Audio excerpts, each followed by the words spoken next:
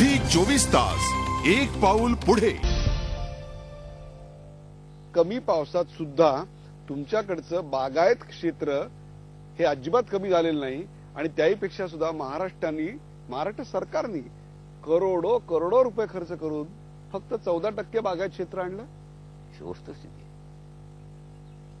त्याचं कारण पुन्हा मला सांगायचं की ही जी जिओलॉजी आपण अभ्यास केला पाहिजे.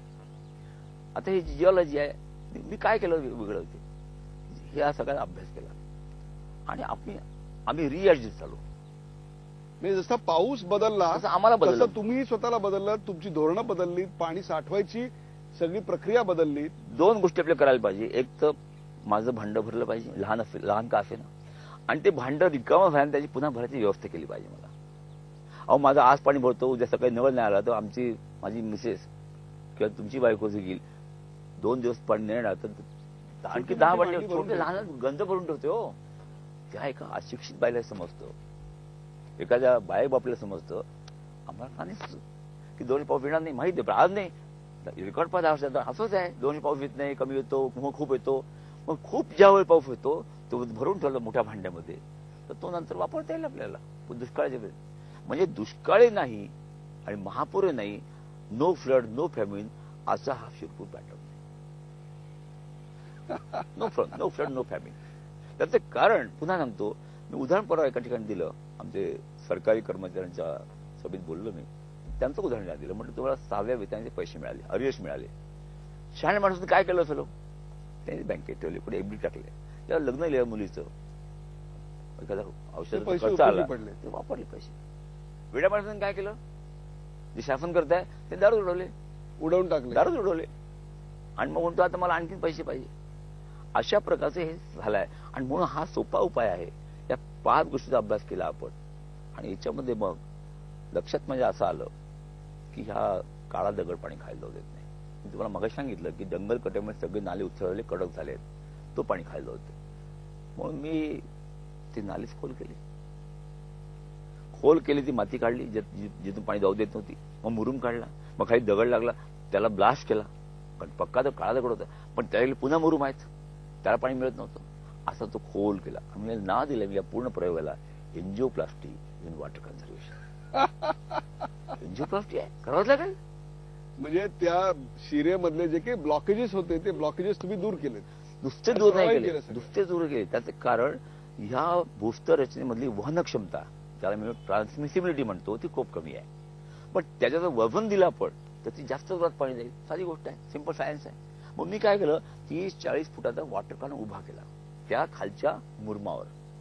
त्याच्या प्रेशरमुळे पाणी जोरात जायला लागलं, कमी वेळात जास्ती लांब पाणी जायला लागलं. आणि माझ्या ज्या कोरड्या विहिरी होत्या, ट्यूबवेल होत्या, त्यांना पाणी यायला लागलं. उद्याजी तुम्हाला असं वाटेल, again I say you should not believe, 600 फूट कोरड्या बोरच्या एरियामध्ये पाणी 10 फुटावर आहे. आणि ते मी नाही मोजलं, आमच्या महाराष्ट्राचे मुख्यमंत्री 27 ऑक्टोबरला शिरपूरला आले होते काम पाहायला, त्यांनी स्वतः टेप टाकून मोजलं. महाराष्ट्राच्या मुख्यमंत्र्यांनी स्वतः 27 ऑक्टोबरला शिरपूरमध्ये येऊन टेप टाकली आणि 10 फुटावर पाणी लागलं, मोजलं. जिथे 600 फुटावर लागत नव्हतं. नाही, लोकांनी 9 बरोबर सोडून दिले होते, पाणी लागत नाही म्हणून. आता त्याच बोरला ज्यांनी केसिंग नव्हतं काढलं त्यांना आपोआप पाणी आलं, त्यांनी मोटर टाकली, बोर सुरू झालं विदाउट एनी इन्व्हेस्टमेंट. खानापूरकर, तुम्ही जी बोलताय, तुम्ही जे सांगताय त्याच्यावर मला आता विश्वास ठेवायलाच हवा, कारण हे सगळं माझ्या डोळ्यासमोर आहे. पण तुम्ही जे सांगताय ना, ती एक क्रांती आहे. पण मला ते वाटत नाही. मी फार छोटंसं काम केलंय, 35 गाव म्हणजे काम नाही एवढ्या मोठ्या महाराष्ट्राच्या पुढे. मी एक लाईन ऑफ डायरेक्शन दिली आहे, हे होऊ शकतं. हे जर शासनाने मोठ्या प्रमाणात केलं, उद्याजी हा जो टंचाईचा टँकरचा प्रश्न आहे हा 1 वर्षात सुटतो. महाराष्ट्रातली टँकरची समस्या वर्षभरात सुटू शकते. एकही टँकर लागणार नाही, कुठेही लागणार नाही. आणि थोडं 2 वर्षाचंच काम केलं, 60% तर कमीत कमी आपण बागायत करू महाराष्ट्रात. 14% महाराष्ट्राची बागायत 60%वर 80वर गेलो आहे. मी 80वर गेलो आहे. आपण महाराष्ट्र 60% करून धरू, सेफर साईडला जाऊ. तरी 60% बागायत उदयजी क्रांती करून जाईल. प्रत्येक शेताला पाणी मिळेल. No command area, non command, सगळंच कमांड एरिया आमचा.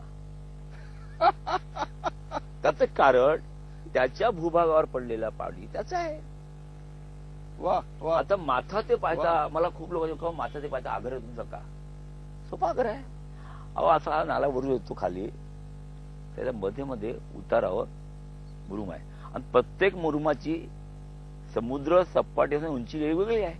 त्याला मी MSL म्हणतो, रिड्यूस लेवल म्हणतो, ती वेगळी आहे. त्या मुरुमाची वेगळी आहे, याची वेगळी आहे, त्याच्या खालची वेगळी आहे. ह्या मुरुमाची जी गावं असली आहेत त्यांना पाणी द्यायचं, मला इथे बंधारा बांधावं लागेल. खाली बंधारा त्यांना पाणी देणं मूर्खपणा ठरेल. ते पुन्हा इकडे आणावं लागेल. म्हणून माथा ते पायथा, म्हणून रिष्टी व्हॅली, म्हणून उगम ते संगम. कोणी म्हणतं म्हणून नाही, त्याला शास्त्रीय कारण आहे. या मुरुमावर जी काही गावातली 1000 गावातली असतील, त्या मुरुमाला पाणी, त्या गावाला पाणी, त्या मुरुमाच्या तिथे बंधारा बांधावा लागेल, तिथे बांधावं लागेल. म्हणून माथा ते पायथा, म्हणून त्याचं शास्त्रीय. आता मी नाले रुंद का केले हो? त्याचे कारण आपल्याला हे पाणी किमान जूनपर्यंत पुरलं पाहिजे. पुढचा पावसाळा असतो तर नाल्यामध्ये किमान 5 फूट पाणी पाहिजे. म्हणजे माझ्या विरुद्ध 10 फूट पाणी राहील, नाल्यात 5 फूट, माझ्या 10 फूट राहील. ते मला पुरेसं आहे. प्यायला तंटळा नाही, शेतीला पाणी मिळेल. उन्हाळ्यात कापूस लावला पाहिजे सगळ्यांनी महाराष्ट्रभर. काय सांगताय? महाराष्ट्रात उन्हाळ्यात कापूस लावला पाहिजे? माझ्याकडे लावतात. 15 मेला कापूस लावतो. 80% भागावर आम्ही 15 मेला कापूस लावतो. शिरपूर तालुक्यात माझ्या प्रोजेक्ट येतात, प्रकल्प क्षेत्रात. होईल, करावं लागेल. अशा प्रकारचं सगळं काम आपण करू शकलो, सर्वसाधारण भूजल पातळीवर येईल. आणि हाच नाला 5 वर्षांनी, आता हे दुसरं वर्ष आहे, पहिलं वर्ष आहे, ते तो दुसरं वर्ष होतो, 5 वर्षांनी इथे मे मध्ये पाणी दिसेल. मला एका शब्दात सांगायचं थोडक्यात, या वर्षी पडलेला पाऊस आणि पुढच्या वर्षी येणारा पाऊस याची जर भेट झाली तर टंचाई राहत नाही. वा. झी 24 तास, एक पाऊल पुढे.